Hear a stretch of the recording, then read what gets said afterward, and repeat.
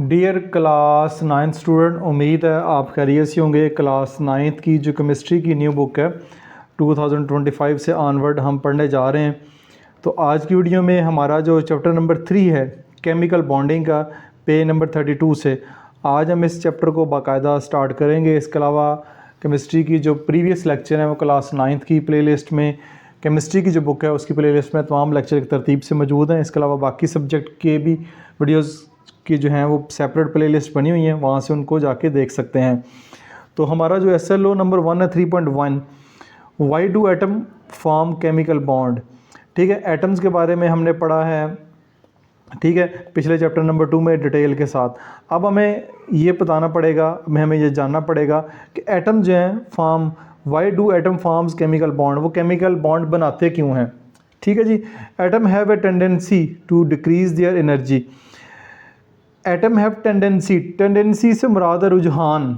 ठीक है, रुझान से मुराद ये होता है कि फ़र्ज़ करें आजकल के बच्चों में ज़्यादातर कंप्यूटर की फ़ील्ड में जाने का रुझान है, टेंडेंसी है, ज़्यादातर बच्चे जो है वो कंप्यूटर की फ़ील्ड में जाना चाहते हैं। तो टेंडेंसी से मुराद उर्दू में रुझान, रुझान से मुराद है आजकल के जो लोग हैं, यानी जो है जिस तरफ जाना चाहते हैं, ज़्यादातर मोस्टली बच्चे गेम की तरफ उनका रुझान है, पढ़ाई की तरफ रुझान कम है। तो इससे ये टेंडेंसी से मुराद है to decrease the energy. Atom जितने भी हैं उनके अंदर एनर्जी बहुत ज़्यादा तादाद में होती है, तो एटम चाहते हैं कि उनकी एनर्जी कम हो। They can do this by combining with their other atom. तो वो इस तरह अपनी एनर्जी को कम कर सकते हैं कि वो अपनी एनर्जी को कम करने के लिए दूसरे एटम से कंबाइन करते हैं, कंबाइन होते हैं। It is a natural phenomena because it increase the stability of atom. ये एक नेचुरल फिनोमेना है कि इससे एटम की जो स्टेबिलिटी है वो ज़्यादा बढ़ जाती है। जब एनर्जी डिक्रीज़ होगी उनकी तो स्टेबिलिटी बढ़ जाएगी। इससे मुराद ये कि नेचुरल फिनोमेना यहाँ पे वर्ड इसलिए इस्तेमाल किया कि दुनिया में जितने भी लोग हैं, जितनी भी चीज़ें हैं, ये नेचुरली फिनोमेना है कि हर बंदा, हर चीज़ जो है अपनी जो दुनिया में एज है उसको बढ़ाना चाहता है। इंसान भी चाहता है कि हमारी एज उस दुनिया में ज़्यादा से ज़्यादा हो, तो एटम भी चाहता है कि ज़्यादा से ज़्यादा हो, उनकी एज जो है वो ज़्यादा हो और अपने आप को स्टेबल रखें। तो इसके लिए जो वो केमिकल बॉन्डिंग करते हैं। ठीक है, तो अब आपको ये समझ आ गया कि Y do atom form chemical bond. Atom जो केमिकल बॉन्ड क्यों बनाते हैं, ठीक है, ये वजह आ गई। अब वो बनाते कैसे हैं ये हम आगे चल के देखते हैं। How do atom succeed in lowering their energy. अब सवाल ये होता है, ये सवाल भी आपसे बन सकता है, शॉर्ट क्वेश्चन में भी आ सकता है। How do atom succeed in lowering there energy. Atom जो है वो अपनी एनर्जी कम करने में कैसे कामयाब होते हैं। The early chemist had start thinking about this a long time ago. जो शुरू के साइंटिस्ट थे, उन्होंने केमिस्ट थे, उन्होंने काफ़ी अरसे से ये बात सोचना शुरू कर दी थी। They finally succeed to get an answer only when they noble gas. ठीक है, इस बात का उनको आंसर नहीं मिल रहा था, लेकिन आंसर उनको कब मिला, जब उनके पास जो है वो नोबल गैस आ गई ही। अच्छा जी, इससे पहले जो केमिस्ट्री की बुक थी उसमें चैप्टर 2 में पीरियोडिक टेबल बना हुआ था, लेकिन इस चैप्टर में मैंने चेक किया है, चैप्टर नंबर 3 में हमारे पास ये पीरियोडिक टेबल बना हुआ है। तो लास्ट के ऊपर ये जो N लिखा हुआ है, इससे मुराद है नोबल गैस। ये नोबल गैस हैं, ठीक है, हीलियम, नियॉन, आर्गॉन, ये सारे जो है वो नोबल गैसेज हैं। इन्हीं का जिक्र जो है वो उन्होंने इस जगह पे किया है कि तब तक साइंटिस्ट थे या केमिस्ट थे, उनको नहीं पता चल रहा था जैसे, लेकिन जैसे ये जो नोबल गैसेज हैं ये डिस्कवर हुई एंड वर डिस्कवर्ड, या डिस्कवर हुई, तो इससे फिर उनको उनका जो सवाल था उसका जवाब मिल गया। Helium has 2 electron in its outer most shell while other noble gas have 8 electron in their outer most shell. अब आप जानते हैं कि इनके इलेक्ट्रॉनिक कन्फिग्रेशन भी हमने पहले भी पढ़ी है, पिछली क्लास में भी, इसमें भी पढ़ेंगे। तो इनके इलेक्ट्रॉनिक कन्फिग्रेशन में शेल बने होते हैं। शेल में फिर जो है वो आखिरी 2 शेल में जो आपके पास हीलियम है उसके आखिरी 2 शेल में 2 इलेक्ट्रॉन होते हैं। बाकी जो अदर नोबल गैसेज हैं उनके आखिरी शेल में 8 इलेक्ट्रॉन होते हैं। ठीक है, तो यहाँ आखिरी 2 इलेक्ट्रॉन होते हैं या आखिरी 8 इलेक्ट्रॉन होते हैं। तो ये हमने पढ़ा है कि हमारे जो शेल होते हैं उनमें पहले शेल में 2 इलेक्ट्रॉन होते हैं, दूसरे शेल में 8 होते हैं, तीसरे शेल में 18 होते हैं। इस तरह तरतीब के साथ चलते जाते हैं। तो इन नोबल गैसेज के जो आखिरी इलेक्ट्रॉन हैं उनमें जो शेल की तादाद है वो पूरी है। We also know about these gases that neither their atom combine with themselves nor with the other atom। हम इन नोबल गैसेस के बारे में जानते हैं कि इनके जो एटम है ना ही आपस में एक दूसरे से कंबाइन करते हैं, ना ही किसी एटम के साथ कंबाइन होते हैं। The probable reason for the lack of reactivity was their stability. तो इसकी जो रीज़न यही जानी जाती है इनकी जो कि अपना जो लैक ऑफ रिएक्टिविटी है कि अपना रिएक्शन नहीं करते, बिकॉज देयर स्टेबिलिटी, वो स्टेबल हैं। It was suggested that these gases were stable due to the presence of 2 electron in the helium and 8 electron in the outermost shell of the rest of the gases। इसका उन्होंने ये suggest किया है कि ये इसीलिए आपस में रिएक्शन नहीं करते, ये स्टेबल हैं क्योंकि इनके आखिरी जो शेल हैं उसमें 2 इलेक्ट्रॉन है हीलियम के, बाकी जितनी भी नोबल गैसेज हैं उनके आखिरी शेल में 8 इलेक्ट्रॉन हैं। This gave rise to the principle that have 2 electron of hydrogen and helium which have only the first shell और 8 electron in the outermost shell meant stability and hence the conductivity as the well। ठीक है, this will principle was name as duplet and octet rule. अब आपसे question भी पूछा जा सकता है कि डुप्लेट ऑक्टेट रूल के बारे में लिख लें। तो डुप्लेट रूल ये होता है कि किसी भी एटम के आखिरी शेल में 2 इलेक्ट्रॉन हो। ऑक्टेट रूल से मुराद होता है किसी भी एटम के आखिरी शेल में 8 इलेक्ट्रॉन हो, तो वो डुप्लेट ऑक्टेट रूल कराता है। जब उनके इलेक्ट्रॉन आपस में पूरे होंगे, शेल में पूरे होंगे आखिरी में, तो वो किसी और के साथ रिएक्शन जो है वो नहीं करेंगे। और ये बात हमने जो नोबल गैसेज है हीलियम, नीलियम, आर्गोन, इनके बारे में जानी है और इसी के बारे में उन्होंने बताया है। तो आपसे यहाँ पे एक सवाल भी पूछा जा सकता है कि डुप्लेट और ऑक्टेट रूल के बारे में एक्सप्लेन करें, तो यहाँ से लेके यहाँ तक जो है वो आप इसके बारे में लिख सकते हैं। ठीक हो गया, आगे चलते हैं। The discovery of duplet or octet rule was followed by another similar suggestion that atom form bonds because they would like to lower their energy by completing the duplet or octet rule। अब जो duplet octet rule है, इसके बाद जो principal हम study करेंगे वो ये है कि जितने भी एटम हैं वो अपनी एनर्जी लेवल, उनमें एनर्जी लेवल बहुत ज़्यादा होता है, उस एनर्जी लेवल को लोअर करने के लिए वो अपना डुप्लेट ऑक्टेट रूल मुकम्मल करते हैं। For example, for sodium atom it is easy to lose 1 electron and stabilize itself than to gain 7 electron while completing the octet rule। अब सोडियम मैं यहाँ पे लिखता हूँ, सोडियम की सिंबल होती है Na, ठीक है, इसका एटॉमिक नंबर है 11, ठीक है, यानी इसमें नंबर ऑफ़ जो इलेक्ट्रॉन है वो 11 हैं। तो ये सोडियम का न्यूक्लियस, ये सबसे पहले शेल में आपके पास 2 इलेक्ट्रॉन होंगे, ठीक है, ये मैंने क्रॉस लगा रहा हूँ, 2 इलेक्ट्रॉन है। फिर उससे जो अगला शेल है, 2 के बाद अगले में 8 होंगे, 1 2 3 4 5 6 7 8 8 और 2 10 हो गए। 10 के बाद एक और शेल होगा इसके बाहर, ठीक है, उसमें 1 इलेक्ट्रॉन है, उसमें 1 इलेक्ट्रॉन है। ये जो सोडियम है Na, उसकी इलेक्ट्रॉनिक कन्फिग्रेशन बनती है। अब देखें, दोबारा देखें। For example the sodium atom it is easy to lose 1 electron and stabilize itself then to gain 7 electron while completing its octet।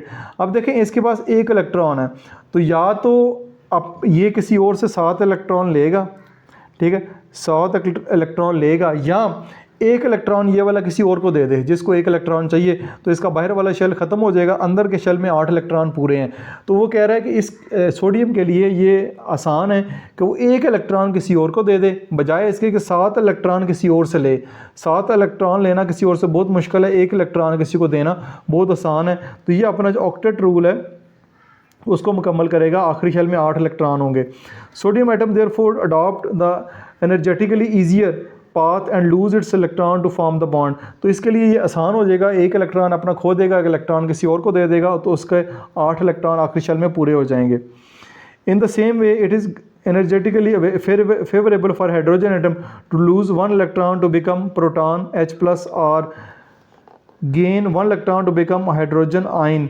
In the latter case it completes its duplet. अब hydrogen की बात करते हैं।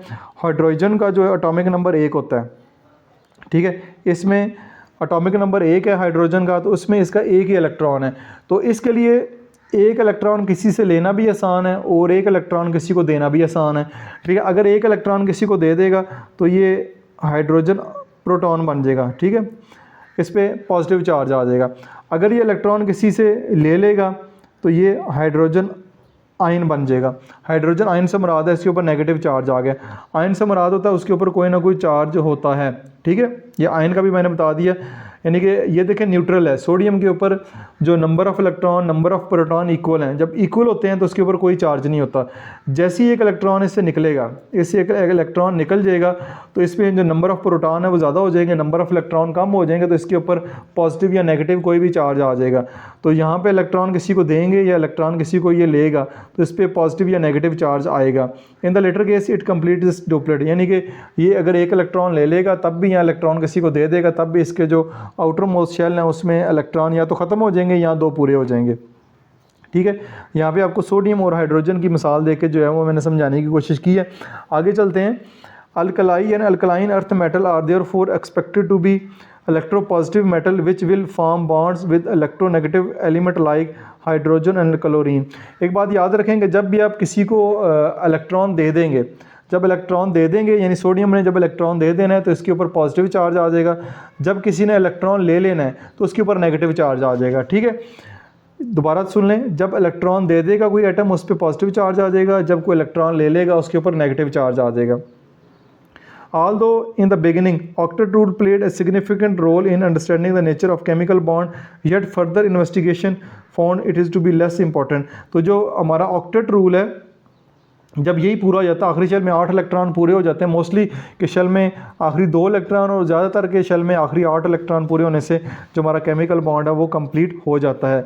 तो यहाँ सबसे पहले अभी हमने सीखा है कि Y do atom form chemical bond, atom जो है वो केमिकल बॉन्ड क्यों बनाते हैं, ये मैंने काफ़ी तफसील से बताया है। लेक्चर बेशक थोड़ा सा लंबा हो जाता है लेकिन मैंने आपको समझाने की पूरी कोशिश की है, और सोडियम की और हाइड्रोजन की प्रॉपर डायग्राम बना के एग्जांपल देने की कोशिश की है कि जितने भी एटम हैं वो आपस में इलेक्ट्रॉन क्यों बनाते हैं। अब इसके बाद जो प्रॉपर है केमिकल बॉन्ड की हम डेफिनेशन पढ़ेंगे। A chemical bond is force of attraction between atom which hold them together in the form of molecule or a compound। A chemical bond is a force of attraction। ये basically एक force of attraction है जो है between atom यानी 2 atom के दरमियान एक force of attraction है जो उनको आपस में जोड़े रखती है, विच होल्ड देम टुगेदर, जो उनको आपस में जोड़े रखती है in the form of molecule और कंपाउंड। तब जब जो आपस में होल्ड जुड़ जाते हैं तो या मॉलिक्यूल बनाते हैं या कंपाउंड बनाते हैं। ये फोर्स ऑफ अट्रैक्शन जो है वो केमिकल बॉन्ड कहलाती है। जैसे बच्चों को जो है अगर देखा जाए मोबाइल के ऊपर गेम खेलते हैं तो मोबाइल के ऊपर जो गेम है और बच्चों के दरमियान एक फोर्स ऑफ अट्रैक्शन है जो कि हमें नज़र नहीं आती लेकिन वो है ज़रूर, जिसकी वजह से बच्चा भाग भाग के जो है वो मोबाइल की पे गेम खेलने को पसंद करता है। तो इस तरह ये जो एटम होते हैं इनके दरमियान फोर्स ऑफ अट्रैक्शन आपको हो सकता है नज़र ना आएगी, लेकिन इनके दरमियान एक फोर्स ऑफ अट्रैक्शन होती है जो इनको आपस में जोड़ के रखती है, जिसकी वजह से केमिकल बॉन्डिंग होती है, कंपाउंड और मॉलिक्यूल बनते हैं, उसको हम केमिकल बॉन्ड कहते हैं। तो right on the definition of chemical bond या डिफाइन केमिकल बॉन्ड अगर आता है यहाँ से लेकर यहाँ तक आप इसका जवाब लिख सकते हैं। नेक्स्ट है when atoms of different substance approach each other. जब मुख्तलिफ एटम जो हैं, मुख्तलिफ substance, atom of different substance, मुख्तलिफ सब्सटेंस जो एटम आपस में अप्रोच करते हैं, देयर आर 2 पॉसिबिलिटीज़, 2 पॉसिबिलिटीज़ होंगी। दे में अट्रैक्ट और रिपेल ईच अदर, या एक दूसरे को अट्रैक्ट करेंगे या एक दूसरे को रिपेल करेंगे। ठीक है, if the force of attraction between them dominate the force of repulsion, the energy of the system gets lowered and result the 2 atom will react to form a new molecule। ठीक है, अब ये देखें they may attract or repel each other if the force of attraction between them, अगर force of attraction dominate हो जाए, ज़्यादा हो जाए, यानी उनके दरमियान जो force of attraction है वो dominate कर जाए, ज़्यादा हो जाए, then the force of repulsion, उस repol और repulsion है एक दूसरे को परे फेंकना, उससे ज़्यादा हो जाए attraction की force, उनकी जो एनर्जी है gets lowered, उनकी एनर्जी जो है वो कम हो जाएगी। कम होने के बाद as a result the 2 atom will be react, 2 atom आपस में रिएक्ट करेंगे और कोई मॉलिक्यूल बना देंगे। इसी तरह the 2 atom simply move away from each other, अगर 2 एटम के दरमियान जो है वो रिपल्शन ज़्यादा आ गई है तो वो आपस में दूसरे को परे कर देंगे। जैसे देखा जाए कि 2 स्टडी और बच्चों के दरमियान जो फोर्स ऑफ अट्रैक्शन है गेम की वो ज़्यादा होती है और पढ़ाई की जो अट्रैक्शन है वो बहुत कम होती है। तो जब उनके सामने किताब रखी जाए, उनके सामने एक तरफ मोबाइल रखा जाए तो मोबाइल को पकड़ना ज़्यादा पसंद करेंगे और पढ़ाई को, जो किताब को जो है पकड़ना जो है वो नहीं पकड़ेंगे, पीछे कर देंगे। इस तरह जो लाइक और बेहतरीन स्टूडेंट है वो मोबाइल को पीछे करेंगे और किताब को पकड़ेंगे ताकि वो उनकी किताब के दरमियान जो अट्रैक्शन वो ज़्यादा होगी, रिपल्शन जो है वो मोबाइल से होगी, वो गेम मोबाइल को परे कर देंगे। ठीक हो गया, तो ये आपको रिपल्शन और अट्रैक्शन का कॉन्सेप्ट भी मैंने आपको बता दिया। नेक्स्ट है important information, the arrangement of electron around the nucleus of an atom in the shell and the sub shell is called electronic configuration.